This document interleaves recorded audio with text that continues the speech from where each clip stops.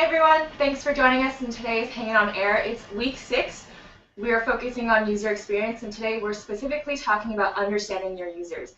For those of you just joining in, my name is Lori. I'm a strategist here at Google, and I'll be your host for the day.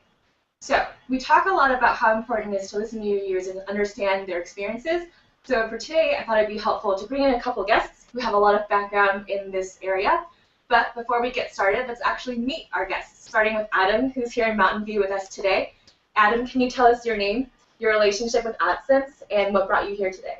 All right. Well, thanks a lot for having me on today, Lori. Very excited. So I've been on the AdSense team for a little over a year now. Before that, I worked in media. I've always had, a lot of an interest in art and design in my personal life, and so as soon as I got to the AdSense team here, I got involved with some of the user experience initiatives that they have going on. So definitely worked on part of some of the principles of user experience, which I'd love to share with you guys today, as well as working with individual AdSense publishers to help them optimize their site, their design, and their user flow. If there's really kind of one thing that I'd love to espouse today, it's talking about guiding your users' actions through efficient design and an appropriate placement of advertising. So we'll be able to touch on all sorts of things today. All right, thanks, Adam. And Evan, who's in Santa Monica today, can you tell us a little bit about yourself? Sure, I'm the CEO of famousbirthdays.com. We're the most simple and entertaining place on the web to learn about famous people. We've profiled over 40,000 famous people in a fun and interesting way. And, I'm all about user experience, and that's really my day-to-day focus is on how to really satisfy and please our users. We obviously work with Google to monetize, and the great thing about monetizing with Google is that they do such a good job that allows us to just be able to focus our time and efforts on the user experience and building a great experience for the users at famousbirthdays.com. So, I'm excited today to share some great feedback with the rest of the AdSense community. All right, thanks, guys. So, in yesterday's presentation, Sophia talked a lot about user experience, understanding your users, and outlined a few of the techniques that you can use to actually accomplish this. So for today's session, I thought it'd be helpful to break down some of those techniques and ask, Evan and Adam for a couple examples and their thoughts on best practices and strategies. So with that in mind, our first question is, what do you do to collect feedback from your users? Evan, what do you do for Famous Birthdays? One thing is the Contact Us link. That's very underrated. People still go to the bottom of the page in the footer and look for a Contact Us. So I think to make sure that link is very accessible on all devices, make sure it's easy to fill out and submit that form. And then once you do get that form from a user, I think it's important to engage with that user. Thank them for giving feedback, and also tell them that you're happy to hear additional feedback. Sometimes users feel bad about pointing out an error or suggesting something on a website. If you thank them and tell them you're happy to hear more, that can become an additional source of feedback for you. Another great way we do it is the internal site search box. The internal site search box lets you get inside the mind of your users. So looking at that data is really, really helpful for you to see what are users trying to find when they get to get to your site, and also how are they phrasing it. And I think that can be a great way to pick a strategy based on what users want, based on what they're telling you from the search box. And then the last way is the error logs. You'd be surprised how many different URLs a user might land on your site that's an error page. And obviously it's important to have an error page for all error traffic, but if there's common pages that continue to be an error, it's good to see that. And your error logs can show you where users are landing, where they're not finding something most frequently. So I would say Contact Us, clean on all devices, a great internal site search box, and look at that data, and then really, really read through your error logs to see where people are landing. All right, thanks, Evan. And Adam, similar question, but for this one, can you tell us, a couple examples of what your publishers have done in the past to collect feedback? Yeah, definitely. So I think that you can kind of sum getting feedback up for me in 3 larger buckets. One is getting solid analytical feedback, mostly through Google Analytics.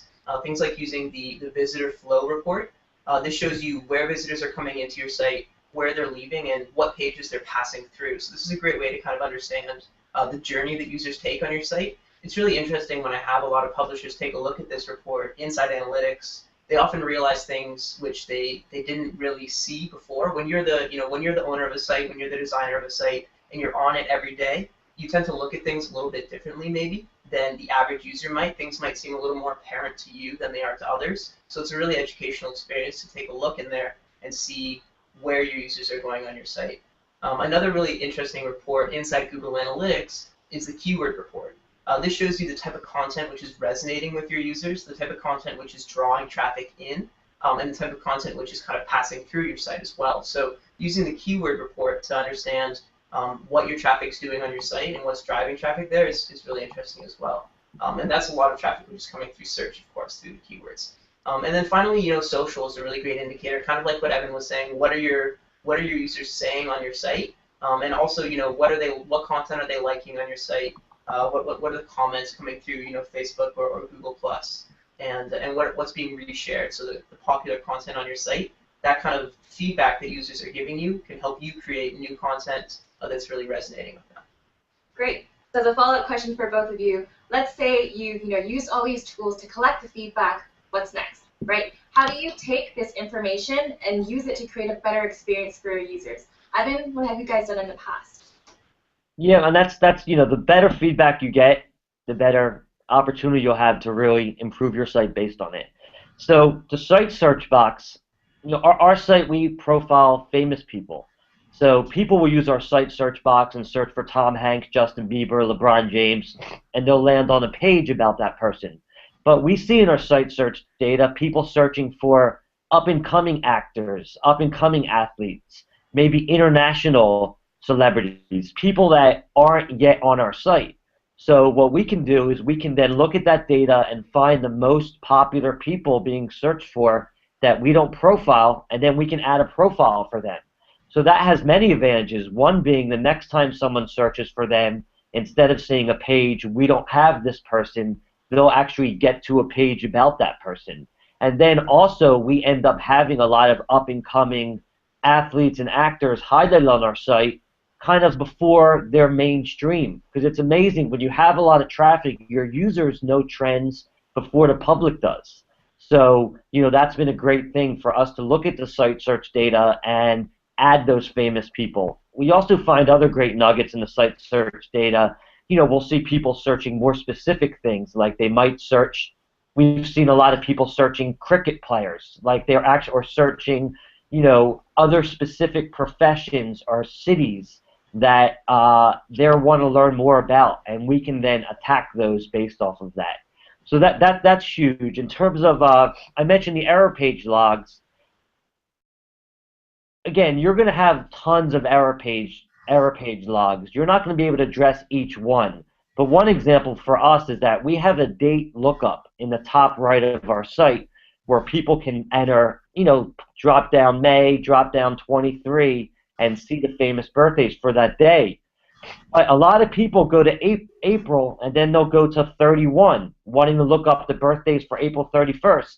And it may seem, oh, who would do that? But when you have a lot of traffic, you have that drop down, people do that. So we saw in the error logs, a lot of people were landing on February 31st, April 31st, and they were seeing the same error page that anybody would. Instead, we say, there is no April 31st, but check out these other days in April. Or another quick example is on our birthday lookup, you have to enter day and month and click go. Some people just click go without entering a day or a month. So when they do that, they would land on our general error page. But instead, we have a custom error page saying to use our birthday lookup, use the drop down to select the date.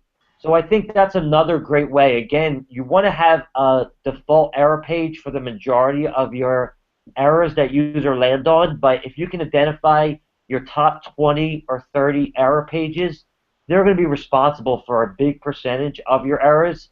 And if you can talk specifically to that error, you're going to satisfy users. And that's another great way to, improve your experience. All right. Thanks, Evan. That's some really good advice. Adam, can you top that? How do you use feedback and create a better user experience. Well, I don't know if I can top that, but I can definitely add to it as well. I think what Evan was saying is actually really pertinent and fits in a lot with kind of what I was saying at the beginning, which is my goal of helping publishers guide the user's flow and their engagement on the site. So what Evan was doing is he was taking a lot of information and really applying that on a more personal level and showing people related content or helping guide their action on the site when they're not exactly making the most apparent decisions. So a couple of things that you can do as well, kind of coming back to the Google Analytics visitor flow report, is take a look and apply different metrics and considerations to different types of pages. So in my mind, you would have entry pages, landing pages, exit pages, and through pages on your site. And so you kind of want to apply different principles of user experience to each of these pages. On something like an entry page, you want to make the next user's action really apparent. Obviously, you want the content that their user is searching for, that they're on that page to see, the most apparent element on that page, and then make it easy for them to continue browsing on your site after that. Through pages, the same thing pretty much applies as entry pages. You want to make it as easy as possible for the user to continue browsing on your site and continue to find content. Exit pages you can look at a little bit differently. First, you want to ask yourself, the most important question is, should this really be an exit page? If you're on a category page or the home page, you don't want to have a lot of users exiting, of course, because they're not done their action on the site yet. When you see something like that happening, you can kind of take a look at the site, take a look at the page, and see what you can do to make that a little bit more apparent to help guide the user's action. Maybe clear up some clutter or make a title a little bit bolder so the user can find it. But then if it is an exit page, say like the end of an article or a confirmation page or something like that, you can set it up such that you have your advertising very apparent. You want to monetize those exits. You can also set it up so that you have more related content so that you can have users continue browsing on the site. So coming back to kind of what I was saying before with social and search, just making sure that you understand what those keywords are, what those hot topics are that are really resonating with your users, and using that feedback to create more editorial, create more content, which your users will continue to come back for. Things like, for an e-commerce site, understanding what are the popular search terms and what other terms are related to that term to have on your site in a more prominent position. Same thing with a forum site, where you could potentially see what are my most popular forums, what are people talking about, and then create editorialized content around those forums that you can push your users to as well. So there's all sorts of ways to understand this data and use it to your advantage to help kind of hook in your users even further. Great. Thanks. So after the follow-up question to that, we talk a lot about listing your users and maybe even adjusting your content depending on what they are interested in. I think the next question is really about redesign, right? When should publishers consider redesigning their sites, and how do they know that it's time to do that? So it's difficult to say when exactly you should have a redesign, but a lot of websites kind of came up in the web 1.0, 2.0, right around the .com time, and since then, even in a couple of years, users have come to expect a lot more from websites, a more engaging design, a more sleek look, social integrations, and that sort of thing. So my general kind of rule would be, if you haven't thought about a redesign in the past couple of years, it's probably time to start. Definitely with us moving to a multi-device world where a lot of traffic is coming through mobile devices or tablet devices, you might want to think about a responsive redesign, something which can allow your website to work, in the future when we have screens on tables or on fridge tops or whatever it may be, however your users are interacting with the site. Make it so that the site is responsive to those needs. Definitely, continually testing publishers who are active and activist about making sure that their design is the best it can be. I would recommend always kind of running little A/B tests just to see what elements perform better against which. Great, thanks. So continuing with that conversation on design, our next question is about design principles. Let's start with Evan for this one. Evan, what design principles do you use for famousbirthdays.com, and what would you recommend for those tuning in right now? To add on to what Adam said, I think that the most important design principle, I think, definitely comes to mobile and responsive. And if you look at the percentage of traffic of your site is mobile, it's probably not as much as desktop. But if you compare it to a year ago, I'm pretty confident, or 2 years ago, you'll see that that percentage of mobile traffic is increasing. And if that trend continues, it's important to satisfy those users. So I think the first important design principle is to look at mobile, look at tablet, look at desktop, and make sure that your site is easy to use on each. And with mobile, it's not as much about design as it is UX sometimes. You want to have big buttons, you want to have a clean experience, and you want to remove a lot of the fluff that may come with desktop. So I think the first design principle is make sure the experience is good on each, and it's pretty easy to test that by just going on those devices. And it's not just about being able to access the information; it's about being able to have an enjoyable experience on each. And then in terms of overall design principles, call to actions are very important. When you're on a page, you want to make sure it's extremely easy for the user to know how they can get to the next page. So big call to action buttons on every page are important. Another key to design is to make sure you really have each page focused on what it does. I think that it's always tempting to have a web page that tackles so many different things, but the good thing is that it's free to create another web page. If you have a website, you can have as many pages as you want. So, it's important to have a web page that's very clear and engaging. Remember, if somebody's going to share a page, they're going to really like it. And if you have 3 different things on the page, then you're kind of asking the user to share all 3 things. But what if they only like one thing?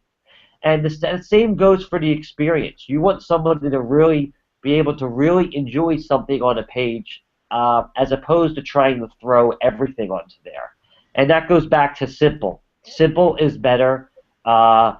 Sometimes it's the least common denominator. You want to have a very simple experience.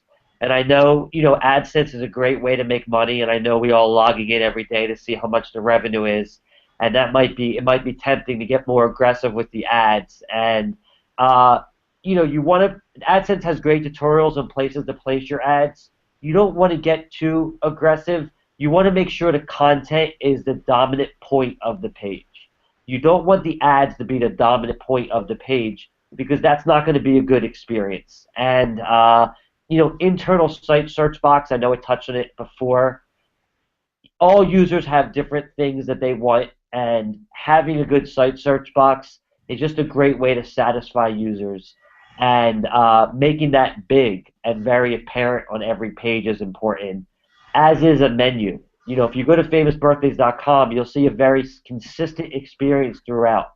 And people always tell me that they love that. It's so easy for them to navigate the site because it's very consistent. The header's where it is, the search box is where it is, and the call to actions are where it is.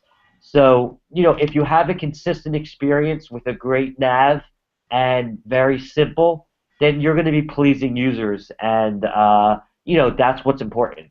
So. Great, thanks, Adam. Adam, similar question. What kind of design principles do you recommend for your publishers, and are there specific principles that resonate with specific verticals? Yeah, definitely. So, first off, I think Evan gave a really great answer to this question, and I really want to, expound upon his point, talking about consistency and hierarchy on the page. That's definitely one of the major design principles which we want to apply, to everything we do at Google, and then also to all of our client sites as well. Having a consistent design is a great way for people to be able to get around the site. I always say to my clients, I should be able to get to any page on your site within 2 to 3 clicks. And you should always have a linkable header on your homepage, like linking to your homepage on every page. A couple key categories on every single page, so a consistent navigation bar throughout. And then an easy way to kind of get from article to article, or from blog post to blog post, or entry to entry. On your sites. And I would agree again with what Evan was saying about keeping things simple and elegant. A number of years ago, when internet was slower, people were using dial-up, people kind of had this urge to put everything on a page and just have that be like your one source of information, or a couple topics together. Now that internet's a lot faster, people are a lot more mobile, a new page load doesn't really take a whole lot out of a person to browse around. So it's better to keep that content concise and exactly, kind of codify what you have on the site into smaller pages and more elegant pages as well. That kind of brings me to another point, which is talking about, grid design and using white space. And so whitespace can be used very elegantly to have small amounts fit around certain calls to action or items on your page which you want to accentuate. But at the same time, it can look a little bit awkward when you don't have a consistent design throughout. So, I mean, something that I really like is the Google Play redesign, their usage of a tiled system, but it also uses hierarchy. So what you can see is if you go on it, more popular apps or movies will take up 2 or 3 tiles worth of space, but everything will still be in that same aspect ratio, so that everything kind of makes sense to the user, and you can see what's more important, what's not necessarily less important, but you can have everything in a consistent order there as well. And finally, to kind of round everything up, I would just talk about on different websites, making sure that what you have, in terms of your most popular areas is always something that you're putting forward for your users as well. Great. So that's actually all of our questions for today. I wanted to ask one final thing. Evan, Adam, are there any parting words or last bits of wisdom that you want to share with our viewers tuning in? Evan, what do you think? Yeah, I'd have 2 closing remarks, and again, really happy to help, and thanks for having me on. The first one would be responsive design. It was very stressful for a website owner 2 years ago to figure out how to deal with mobile, because there's different ways to handle the traffic, and it's stressful making a decision like that. But in June of 2012, Google said responsive design is our recommended configuration. And again, they're not saying that's the only way to do it, but that was what they recommended. And Google is amazing at UX. So if they're saying responsive is something to consider, I would urge all website owners to consider it. And if you can't figure out responsive design, figure out another way to deal with mobile traffic. That's the most important thing, is figure out a way to satisfy mobile users. But if you can do it with responsive design, then that's fantastic. And then the last point is to really focus on one thing. I constantly tell other website entrepreneurs when they ask me, what they should be doing, I say do one thing and do it great. If you try to be a jack of all trades and tackle 5 or 6 topics on your site, you're never going to be an expert at it, and then somebody else will. There's such low barrier to entry to get on the web that if you're just solid at 5 things, someone's going to beat you by being great at one thing. So just focus on a niche and stick with it. Sometimes when you're the leaders in the niche, it can get tiring, coming back every day and again to focus on the same thing, but resist the urge to not focus on what you're ready to leader in, because when you are a leader, you get authority, and your traffic knows what they're going to get when they get there. And we're the leader in celebrity famous birthdays, and we focused on that and on famous people, and our traffic has tripled. And I think that user experience is one thing, but I think another reason is because users know what they're going to get when they come to our site, and people know that we're an expert at what we do. So I would say just really, I can't say it enough, really narrow in on what you're great at and have tunnel vision. All right. Thanks. So it sounds like, make sure you're focused and also think about responsive design. Actually, to that point, this morning we published a blog post on Inside AdSense. Now, announcing that we have responsive ad units if you have a responsive design website. So I definitely encourage you to check that out. Either check out the blog post, the Help Center, or even your own AdSense accounts. That option should be now available. And all right, so Adam, any final words for our viewers? I would say, testing. Always kind of, have some small A/B tests running, just seeing, color-wise or even location-wise, left side, right side, what elements of my site can I continue to improve? That's a great way to go about making incremental changes. Don't be afraid to make mistakes. When you're making small changes, you can always revert things back. Traffic may start to slide, but you can always kind of butt that trend by switching things back. So you have a control. Be activist about it.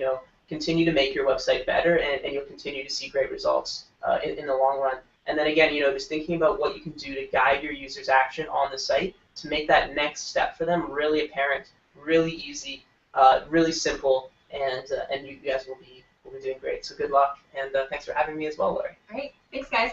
So that's the end of our session, but before we go, a couple reminders. There's not going to be a Hangout on Air tomorrow, but this week we're really focusing on understanding your users. So I encourage you to take tomorrow, test your knowledge with the worksheets that are on Google Plus right now. Watch these sessions, look at your analytics, look at your site, and see how things are happening. And in week 7, we'll focus specifically on engaging your users, and in week 8 on A/B testing. So all of this is really just focused on user experience. And I definitely encourage you, if you have any questions, to visit office hours on Friday from 11 to 11:30 Pacific time, and someone on the AdSense team will be there to help. And finally, last note, definitely share your feedback with us. There's a check-in short survey available on the Google Plus page right now. We want to know if these events are helping you and how we can improve them in the future. So, feel free to share all of your thoughts, and we'll read them. So with that in mind, I just want to say one final thank you to Adam and to Evan for joining us today, and for everyone else tuning in, I'll see you at office hours on Friday. Bye!